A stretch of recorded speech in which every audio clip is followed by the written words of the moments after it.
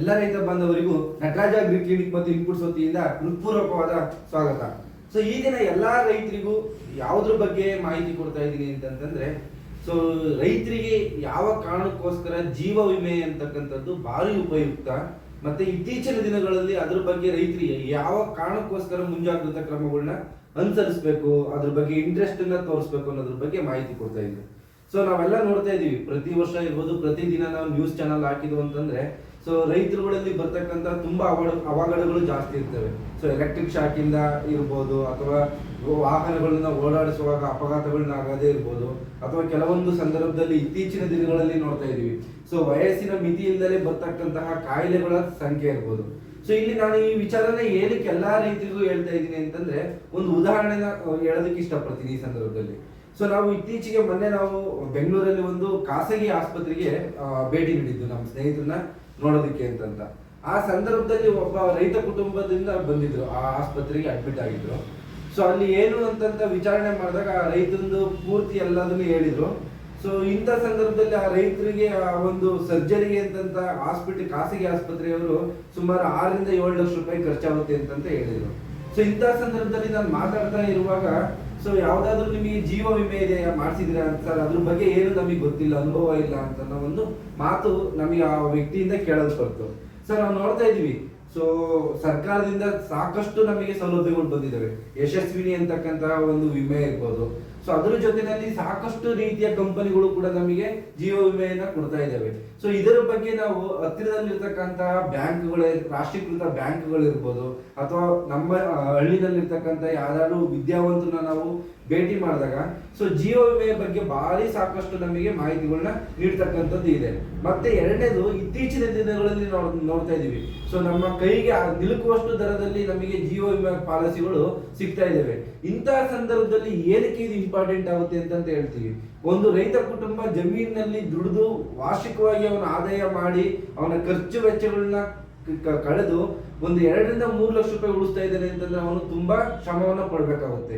ಇಂತಹ ಒಂದು ಸಂಕಷ್ಟದ ಪರಿಸ್ಥಿತಿನಲ್ಲಿ ಏನಾಗುತ್ತೆ ಅಂದ್ರೆ, ಯಾವುದೋ ಅವಘಡಗಳಲ್ಲಿ ಯಾವುದಾದ್ರೂ ಆಕ್ಸಿಡೆಂಟ್, ಅಪಘಾತಗಳು ಏನಾದ್ರು ಆಯ್ತು ಅಂತಕ್ಕಂತ ಸಂದರ್ಭದಲ್ಲಿ ರೈತ ಕುಟುಂಬದವರು ಆಸ್ಪತ್ರೆಗೆ ಹೋದ್ರು ಅಂತಕ್ಕಂತ ಸಂದರ್ಭದಲ್ಲಿ ಖರ್ಚನ್ನ ನಾವು ಭರಿಸೋದಕ್ಕೆ ತುಂಬಾ ಕಷ್ಟ ಅನುಭವಿಸ್ಬೇಕಾಗುತ್ತೆ.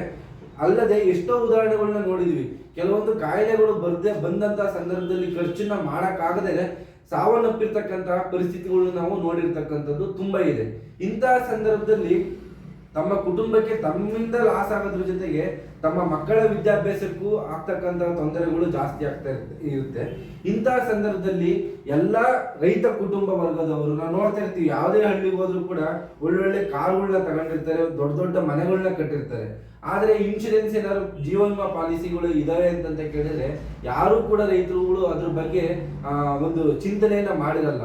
ಸೊ ಇಂತಹ ಸಂದರ್ಭದಲ್ಲಿ ನಾನು ಎಲ್ಲಾ ರೈತರುಗಳಿಗೂ ಅಥವಾ ಕೂಲಿ ಕಾರ್ಮಿಕರಿಗೆ ಏನನ್ನ ಹೇಳೋದಕ್ಕೆ ಇಷ್ಟಪಡ್ತೀನಿ ಅಂದ್ರೆ, ಸೊ ಇತ್ತೀಚಿನ ದಿನಗಳಲ್ಲಿ ನಾವು ನೋಡ್ತಾ ಇದೀವಿ, ಸರ್ಕಾರದಿಂದ ಸಾಕಷ್ಟು ನಮಗೆ ಹಣದ ಸೌಲಭ್ಯಗಳು ಬರ್ತಾ ಇದೆ. ಸೊ ಸಾಕಷ್ಟು ನಮಗೆ ಹಣವನ್ನು ಕೂಡ ನೇರವಾಗಿ ಅವರ ಅಕೌಂಟಿಗೆ ಬರೋದನ್ನ ನೋಡ್ತಾ ಇದೀವಿ. ಇಂತಹ ಸಂದರ್ಭದಲ್ಲಿ ಈ ಹಣವನ್ನ ಸೊ ನೀವು ಅನಿಯಮಿತವಾಗಿ ಖರ್ಚು ಮಾಡೋದ್ರ ಬದಲು ದಯವಿಟ್ಟು ನಿಮ್ಮ ಫ್ಯಾಮಿಲಿಗೆ, ನಿಮ್ಮ ಕುಟುಂಬದ ಸದಸ್ಯರಿಗೆ ಜೀವ ವಿಮಾ ಪಾಲಿಸಿಗಳನ್ನ ಮಾಡೋದ್ರಿಂದ ನಿಮ್ಮ ಮುಂದಿನಲ್ಲಿ ಬರ್ತಕ್ಕಂತಹ ಮಕ್ಕಳಿಗೆ ಇರ್ಬೋದು, ಅಥವಾ ನಿಮ್ಮ ಫ್ಯಾಮಿಲಿ ಡಿಪೆಂಡೆನ್ಸ್ ಅಂತ ಏನಂತ ಕರಿತೀವಿ, ಹೆಂಡತಿ ಇರ್ಬೋದು, ಮಕ್ಕಳು ಇರ್ಬೋದು, ಮತ್ತೆ ತಂದೆ ತಾಯಿಗಳು ಇರ್ಬೋದು, ಈ ಎಲ್ಲ ಒಂದು ಜೀವ ವಿಮಾ ಪಾಲಿಸಿ ಮಾಡಿಸೋದ್ರಿಂದ ಯಾವುದೇ ರೀತಿಯ ಅಪಘಾತ ಮತ್ತು ಅವಘಡಗಳು ಆದ್ರೂ ಕೂಡ ಸೊ ತಮ್ಮ ಫ್ಯಾಮಿಲಿಯೂ ಕೂಡ ಒಂದು ಅದು ಸಪೋರ್ಟಿವ್ ಆಗಿರುತ್ತೆ ಮುಂದಿನ ದಿನಗಳಲ್ಲಿ ಅಂತಕ್ಕಂಥ ಮಾತನ್ನ ಹೇಳ್ತಾ ಇರ್ತೀವಿ. ಏನಕ್ಕೆ ರೈತರಿಗೆ ಇದನ್ನ ಒತ್ತಿ ಹೇಳ್ತಾ ಇದೀನಿ ಅಂತಂದ್ರೆ, ನಾವು ನೋಡ್ತಾ ಇದೀವಿ ದಿನನಿತ್ಯ ನಾವು ಬೆಳಿಗ್ಗೆ ಎದ್ದಿದ್ರಿಂದ ಸಂಜೆ ತನಕ ನಾವು ಜಮೀನುಗಳಲ್ಲಿ ಕೆಲಸ ಮಾಡ್ತಾ ಇರ್ತೀವಿ, ಅಥವಾ ಎಲೆಕ್ಟ್ರಿಕ್ ಸಂಬಂಧಪಟ್ಟಂತ ವಸ್ತುಗಳಲ್ಲಿರ್ಬೋದು, ಮೋಟಾರ್ ವೆಹಿಕಲ್ಗಳು ಇರ್ಬೋದು, ಟ್ರ್ಯಾಕ್ಟರ್ಗಳು ಇರ್ಬೋದು, ಇಂತಹ ವಸ್ತುಗಳಲ್ಲಿ ನಾವು ಕೆಲಸಗಳನ್ನ ಮಾಡೋದ್ರಿಂದ ರೈತರಿಗೆ ಬರ್ತಕ್ಕಂಥ ಅಪಘಾತದ ಸಂಭವಗಳು ಜಾಸ್ತಿ ಇರುತ್ತೆ. ಇಂತಹ ಸಂದರ್ಭದಲ್ಲಿ ಇದರ ಬಗ್ಗೆ ಜೀವ ವಿಮಾ ಪಾಲಿಸಿಗಳ ಬಗ್ಗೆ ಅರಿವನ್ನ ದಯವಿಟ್ಟು ಪಡ್ಕೊಂಡು ಇದರ ಒಂದು ಸದುಪಯೋಗನ ಪಡಿಸ್ಕೊಂಡು ನಿಮ್ಮ ಫ್ಯಾಮಿಲಿಗೆ ಮತ್ತೆ ನಿಮ್ಮ ಫ್ಯಾಮಿಲಿ ನಿಮ್ಮನ್ನ ನಂಬಿರ್ತಕ್ಕಂಥವರಿಗೆ ಸೊ ಯಾವುದೇ ರೀತಿಯಾದ ತೊಂದರೆಗಳನ್ನ ಆಗದಂತೆ ಸೊ ಕೈಗೆಟುಕುವ ದರದಲ್ಲಿ ಇತ್ತೀಚಿನ ದಿನಗಳಲ್ಲೆಲ್ಲ ನೋಡ್ತಾ ಇದೀವಿ, ಇನ್ಶೂರೆನ್ಸ್ ಎಲ್ಲ ಬರ್ತಾ ಇರ್ತವೆ.